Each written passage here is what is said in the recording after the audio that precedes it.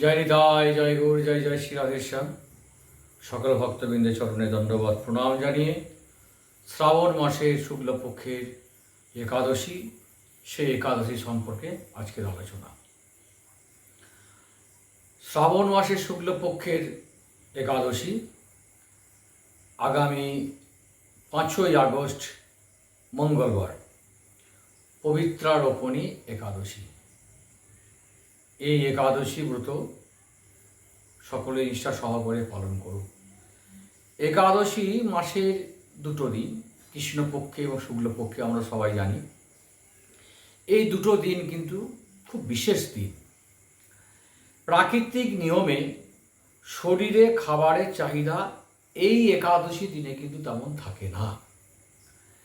এই দিনে উপোস আমাদের শরীরতন্ত্রকে শুদ্ধ করে আর আমাদের অন্তর্মুখী হতে সাহায্য করে।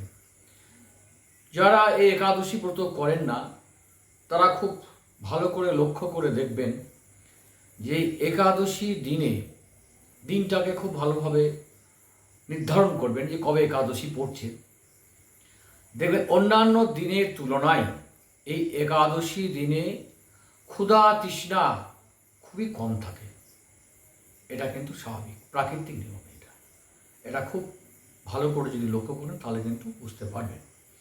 তো যাই হোক, এই শ্রাবণ মাসের শুক্লপক্ষের যে একাদশী আগামী মঙ্গলবার, পবিত্রারোপণী একাদশী, এই একাদশী ব্রত সকলেই পালন করবেন। এই একাদশী ব্রত থেকে ঝুলন যাত্রা আরম্ভ হবে আগামী পূর্ণিমা পর্যন্ত।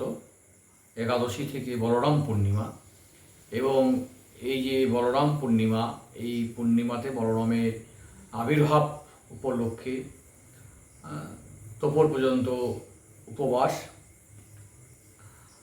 আর চাতুর্মাসের দ্বিতীয় মাস প্রবেশ করবে।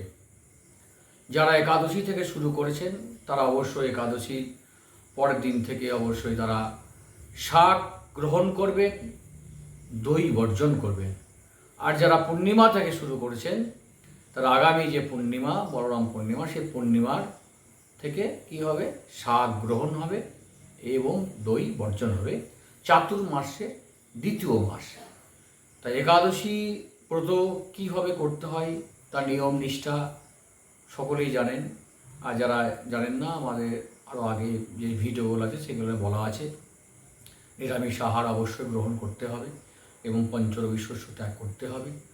একাদশীর আগের দিন, একাদশী পরের দিন সম্পূর্ণভাবে নিরামিষ আহার, এবং একাদশী দিনে সম্ভব হলে নির্জলা, সম্ভব না হলে ফল জল অবশ্যই পাওয়া যাবে। এই পবিত্র রোপিণী একাদশী, এই একাদশী ব্রতে অনেক মাহাত্ম্য।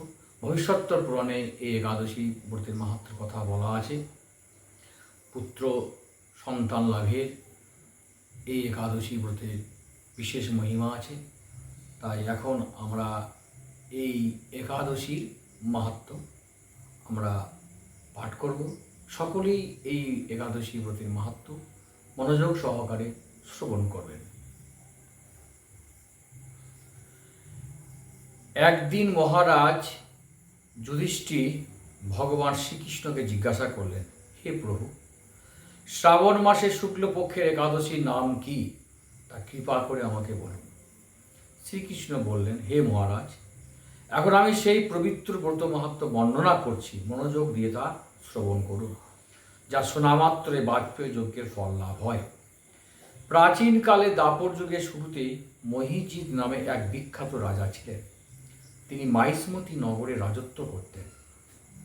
কিন্তু দুঃখের বিষয় এই যে তার মনে বিন্দুমাত্র সুখ শান্তি ছিল না, কেননা তিনি ছিলেন অপুত্রক।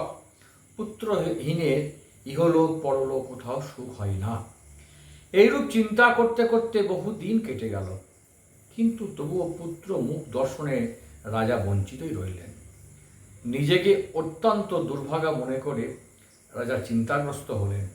প্রজাদের সামনে গিয়ে বলতে লাগলেন, হে প্রজাবৃন্দ, তোমরা শোনো, আমি এই জন্মে তো কোনো পাপ কাজ করিনি, অন্যায়ভাবে আমার রাজকোষ বৃদ্ধি করিনি, ব্রাহ্মণ বা দেবতাদের সম্পদ কখনো গ্রহণ করিনি, উপরন্তু প্রজাদেরকে পুত্রের মতো পালন করেছি। ধর্ম অনুযায়ী পৃথিবী শাসন করেছি, দুষ্টদের যথানুরূপ দণ্ড দিয়েছি, সজ্জন ব্যক্তিদের যথাযোগ্য সম্মান করতে কখনো অবহেলা করিনি। তাই হে ব্রাহ্মণগণ, এই প্রকার ধর্মপথ অবলম্বন করা সত্ত্বেও কেন আমার পুত্র লাভ হলো না, তা আপনারা কৃপা করে অনুসন্ধান করুন। রাজার এই প্রকার উক্তি শ্রবণে ব্যথিত রাজভক্ত পুরোহিত ব্রাহ্মণগণ রাজার মঙ্গলের জন্য গভীর বনে ত্রিকালজ্ঞ মুনি ঋষির কাছে যেতে মনস্থ করলেন। বনের মধ্যে ঋষিদের আশ্রম সকল দেখতে দেখতে তারা এক মুনির সন্ধান পেলেন। তিনি দীর্ঘায়ু, নীরব, নিরাহারে ঘোর তপস্যায় মগ্ন ছিলেন। সর্বশাস্ত্র বিশারদ, ধর্মতত্ত্বজ্ঞ ও ত্রিকালজ্ঞ সেই মহামণি লোমশ নামে পরিচিত। ব্রহ্মার এক কল্প অতিবাহিত হলে মণিবরের গায়ের একটি লোম পরিত্যক্ত হতো। এই কারণে এই মহামণি নাম লোমশ। তাকে দেখে সকলে ধন্য হলেন। তারা পরস্পর বলতে লাগলেন যে আমাদের বহু জন্মের সৌভাগ্যের ফলে আজ আমরা এই মণিবরের সাক্ষাৎ লাভ করলাম। তারপর ঋষিবর তাদের সম্বোধন করে বললেন, কি কারণে আপনারা এখানে এসেছেন এবং কেনই বা আমার এত প্রশংসা করছে তা স্পষ্ট করে বলুন। আপনাদের যাতে মঙ্গল হয় আমি নিশ্চয়ই তার চেষ্টা করব।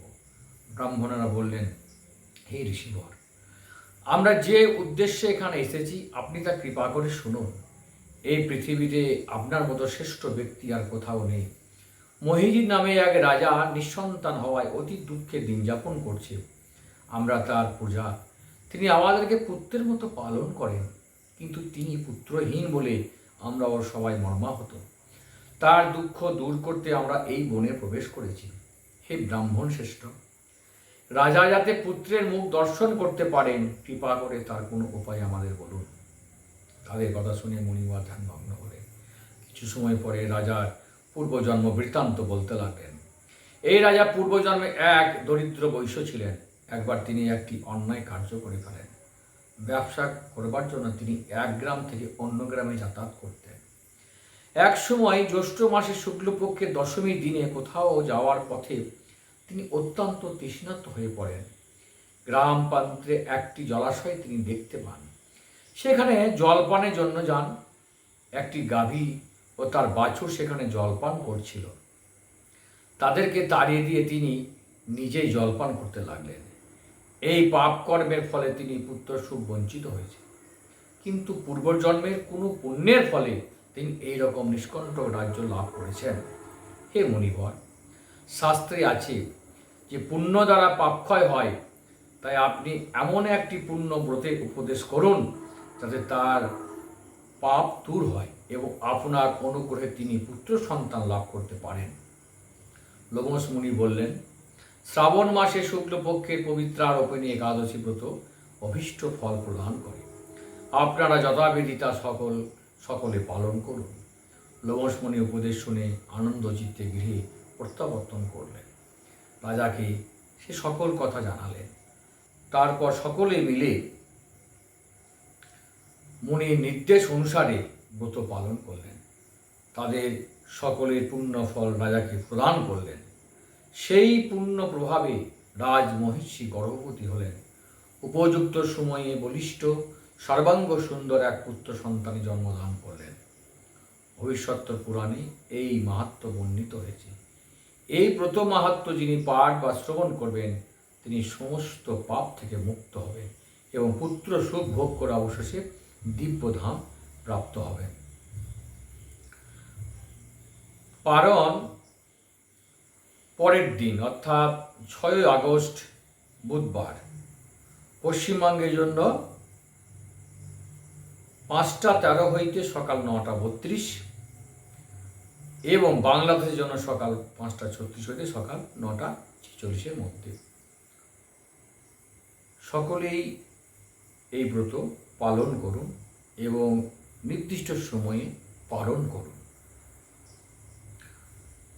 আজকে এই একাদশী মাহাত্ম্যের মধ্যে আমরা একটা প্রশ্ন এখানে উঠে আসে, তাই সকলের উদ্দেশ্যে এই প্রশ্নটা রেখে গেলাম। ব্রহ্মার এক কল্প বলা হয়েছে, ব্রহ্মার এক কল্প মানে আমাদের কত বছর, এই প্রশ্নটা থেকে গেল। যে সকল ভক্তবৃন্দ জানবেন অবশ্যই এর উত্তর দেবেন। সকলেই ভালো থাকুন, সুস্থ থাকুন। হরে কৃষ্ণ কৃষ্ণ কৃষ্ণ হরে হরে, হরে রাম রাম রাম হরে হরে, হরে কৃষ্ণ কৃষ্ণ কৃষ্ণ হরে হরে, রাম রাম রাম হরে হরে, হরে কৃষ্ণ কৃষ্ণ কৃষ্ণ হরে হরে, রাম রাম রাম জয় গৌর হরি বল। একাদশী মহারানী কি জয়, একাদশী মহারানী কি জয়।